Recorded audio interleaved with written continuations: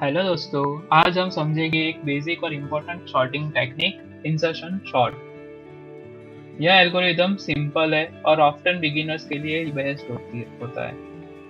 Insertion sort का idea यह है कि उसमें हम एक एक करके सॉर्टेड पार्ट में वैल्यू को इंसर्ट करते जाएंगे, बिल्कुल वैसे जैसे हम प्लेइंग कार्ड्स को सॉर्ट करते हैं हाथ में। सोचो तुम्हारे पास कुछ पास कार्ड्स कुछ सोचो तुम्हारे पास कुछ कार्ड्स है। पहले कार्ड्स अपने आप में सॉर्टेड होते हैं। अब अगला कार्ड उठाओ और देखो कहाँ इंसर्ट करना है।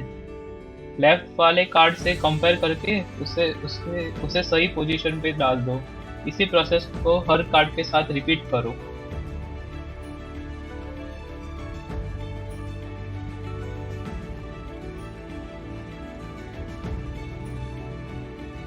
चलो एक एग्जांपल के साथ समझते हैं।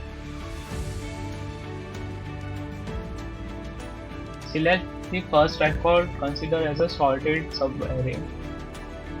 भाई उसको हम कंपेयर करेंगे लेफ्ट के साथ, तो वो आगे आ जाएगा। पहले दो पार्ट सॉर्टेड है, नाउ थर्ड उसको कंपेयर करेंगे इसके साथ, वो आगे आ जाएगा। सबसे छोटा है वो सबसे आगे हम इंसर्ट करेंगे उसको।